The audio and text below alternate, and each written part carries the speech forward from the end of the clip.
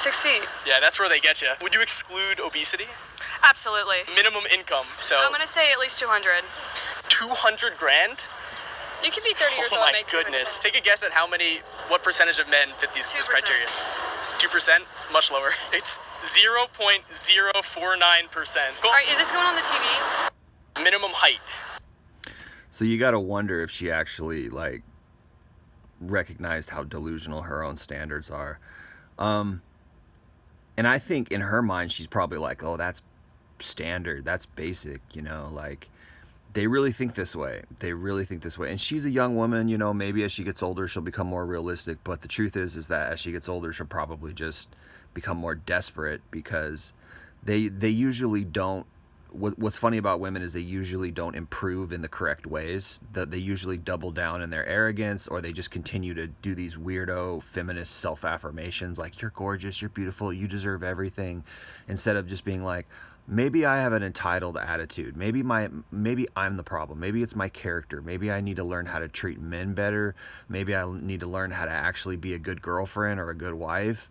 You know, I mean, that's where the real gold is. If you want a good woman, that's what a real good woman is. It has nothing, well, I would say nothing to do with attractiveness, but it's a lot less about physical attractiveness and a far lot more about how she supports you and how she loves you.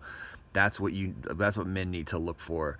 And her sense of entitlement comes from, you know, these feminist talking points where like, you're beautiful and you can do nothing wrong because you're a woman. And the funny thing is, it's always a double standard. That they always try to lower men's value and they attack men and they put men down and then they lift themselves up. That's why I say feminism is a female supremacy cult, because it's all about putting men down and uplifting women. It's not really about equality that like they say it is.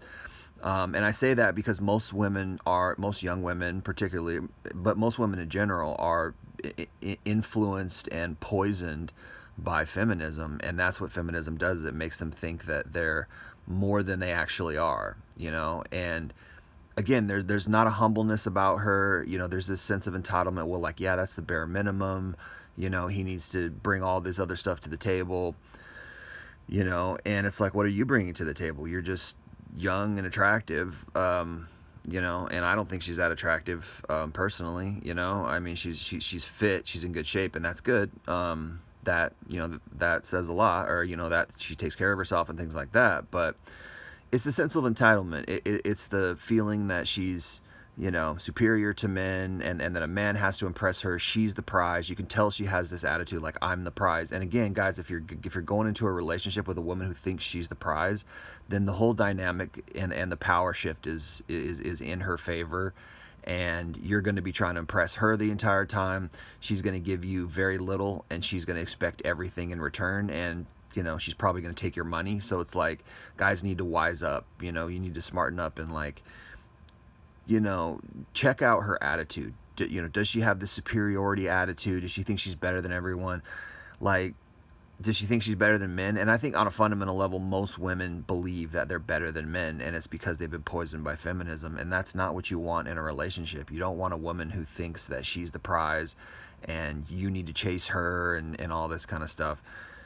Leave that alone, and even if you got to be single, wait for the right woman. Wait for a woman who really loves you, who really takes care of you, and who really knows how to, you know, support you, and isn't just entitled, and the power dynamic isn't just one way.